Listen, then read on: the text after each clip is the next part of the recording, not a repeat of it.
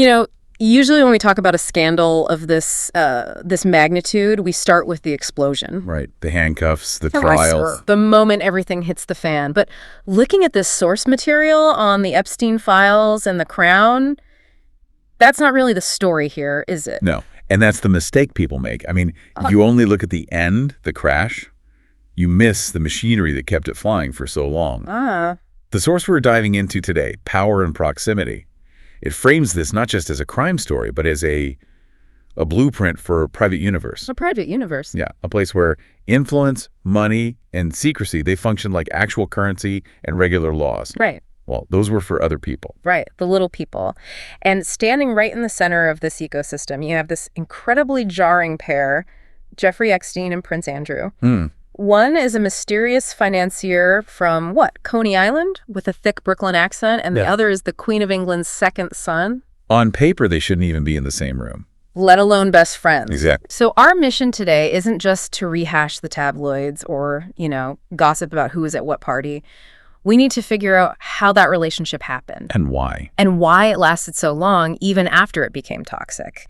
And what it tells us about how power protects itself. Because when you peel back the layers, this is really a story about an ecosystem designed to be impenetrable. It is. And to understand it, you have to look at the Epstein files, not just as some, list of names, but as an archive of how that ecosystem functioned. Okay. The flight logs, the depositions, the legal maneuvering. It's a map of a world that was never meant to be seen by the public. So let's start with the players. Jeffrey Epstein, looking back now, with everything we know, he's a monster. But back in the 90s... He's just there. He was everywhere, but nobody seemed to know exactly why. He was a ghost in the machine. And that's a key distinction. Epstein wasn't born into royalty. He wasn't old money. He came from modest beginnings. A math teacher, college dropout, and had this meteoric rise that, frankly, nobody could quite explain. He rebranded himself as a financier. But if you asked his clients what he actually did with their money... You'd get nothing. Silence. Or these vague answers about currency trading. Which is usually a red flag in itself. Aye. But the source makes this really interesting point about proximity. That was his real product. That was his asset. He didn't just collect money, he collected people. Wow. Scientists, spies, politicians, Nobel Prize winners. His homes, the massive Manhattan townhouse, the ranch in New Mexico, the private island, they were stages. So if you were there, you were in. You were in. He traded introductions like they were trading cards. Okay, so Epstein needs legitimacy. He needs to look like he belongs. But flip the coin. Prince Andrew, he's the Duke of York. He has actual hereditary power. He lives in a palace. Why does he need a guy like Epstein? That's the part that always confuses me. That is the million-dollar question. And to answer it, you have to understand the psychology of the spare. Spare heir. Andrew was born into the core of British power, sure.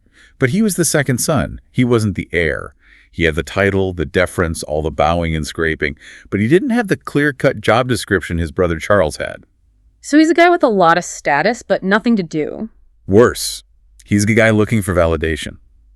The source notes that Andrew gravitated toward these murky trade envoy roles. He wanted to feel like a player on the global stage, not just a figurehead cutting ribbons. And Epstein's world gave him that. Epstein provided a playground where Andrew wasn't just the queen's son. He was a powerful man among powerful men. That makes perfect sense. It's an ego thing. Epstein treats him like a titan of industry, and Andrew loves the reflection he sees in that mirror. Precisely. And they had a translator between their worlds. Yeah. Ghislaine Maxwell. Ah, the bridge. That connection is crucial. She was the daughter of Robert Maxwell, a media tycoon. So she knew how to walk in the aristocrats' drawing rooms, but she also understood the hustle of new money. She bridged that gap. I remember seeing those early photos of the three of them, Epstein, Maxwell, and Andrew.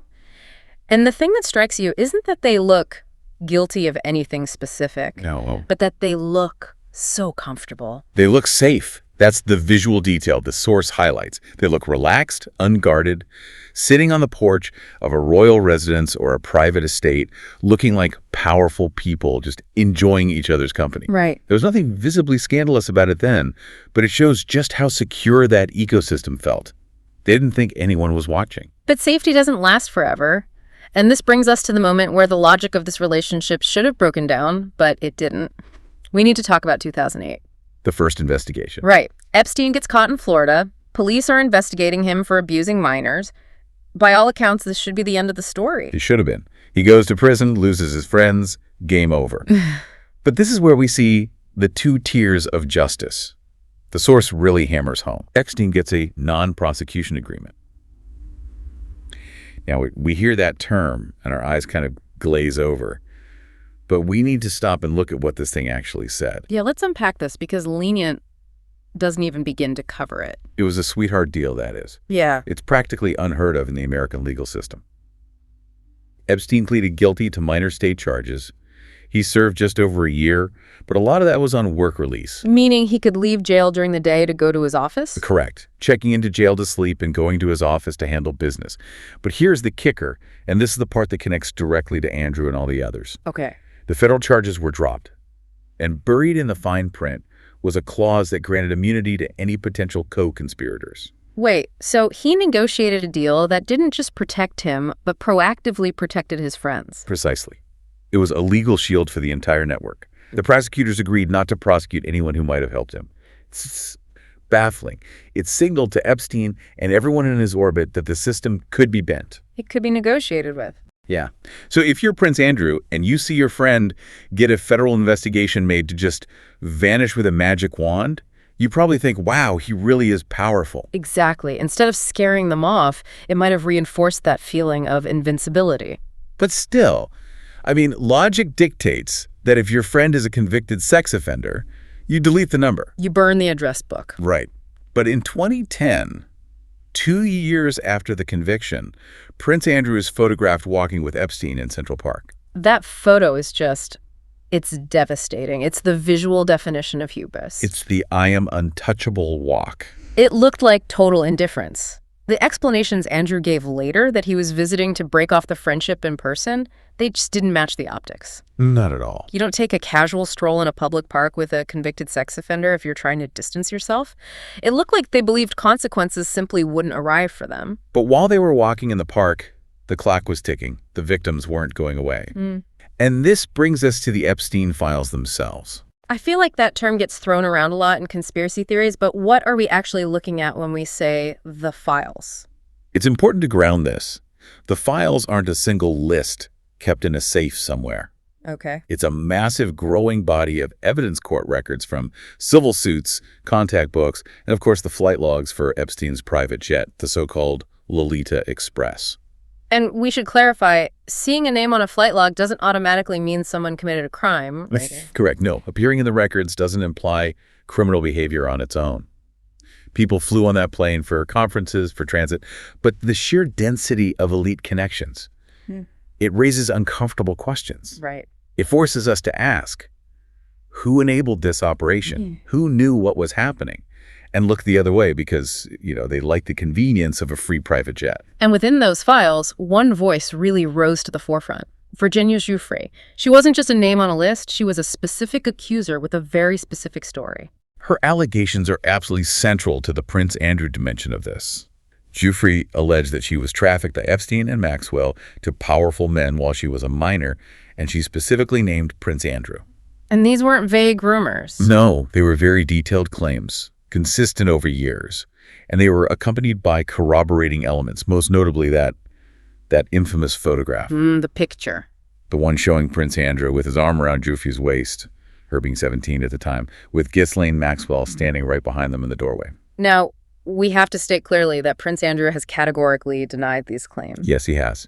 He's stated he has no recollection of ever meeting her and has challenged the authenticity of that photograph. But his attempt to explain all this to the public, well, that leads us to 2019. The Newsnight interview, I still cringe just thinking about it. It was a masterclass in self-destruction. He sat down with the BBC thinking he could just clear the air, explain it all away. He thought his charm and his title would work like they always had. But the world had moved on. This was post-Me Too. The tolerance for this kind of boys' club secrecy was gone. Yeah. When asked about his friendship with Epstein, he described him as unbecoming. Unbecoming. That's the word he used for a sex offender. He claimed he stayed at Epstein's house out of convenience. And said he couldn't sweat. The alibis were specific. But the broader issue was that he came across as totally plausible to himself, but just emotionally detached to the rest of the world. He lacked any empathy for the victims. He was talking to the public, and the public was horrified. It's almost a case study in how being surrounded by deference your whole life can distort your reality. He didn't realize he was in danger until after the interview aired. And by then, the walls were closing in on everyone. In 2019, Epstein was arrested on federal charges. This was the moment everyone was waiting for a real trial. But then, August. He was found dead in his cell. ruled a suicide. Officially ruled a suicide, yes. But the circumstances... Cameras malfunctioning, guards sleeping. It immediately sparked skepticism. But even putting aside the conspiracy theories, the source puts it perfectly. His death closed one door even as it forced others open. Because he couldn't talk. He couldn't talk. But the victims still could. Yeah. And the documents could. So the focus shifted. Ghislaine Maxwell was arrested and eventually convicted of sex trafficking. That was a huge blow to the "it was just one bad guy" narrative. And then the pressure on Andrew became untenable. Virginia Giffraw filed a civil lawsuit. And this is where the rubber meets the road. Andrew tried to get it dismissed. He tried to fight it. But eventually, in 2022, he settled. An out-of-court settlement. Right. Now, the key details here, there was no admission of guilt. He did not admit liability. Yeah. However, it involved a substantial financial payment. And where does a prince who famously doesn't have a regular income get millions of dollars for a settlement like that? Reports suggest it was funded, in part, by the Queen herself. Wow. So the institution itself, the monarchy, literally paid to make the problem go away. They had to. It was an existential threat.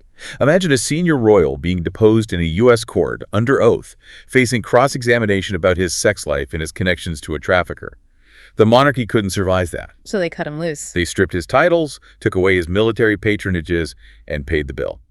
They cut off the limb to save the body. It's brutal but effective. He's gone from public life. He's a ghost in his own family now. But that brings us to the big picture. Andrew is out. Epstein is dead. Maxwell is in prison. Is it over? Not even close. And that is the so what of this deep dive. The Epstein files act as a mirror held up to power. They show us that wealth and status can create parallel legal realities. Two tiers of justice. Exactly. One for the ordinary person who gets arrested, and one for the person who can negotiate a non-prosecution agreement that grants immunity to their friends. It also highlights the mechanism of silence. I mean, victims weren't just silenced by force. They were silenced by the sheer imbalance of resources. Who are you going to believe?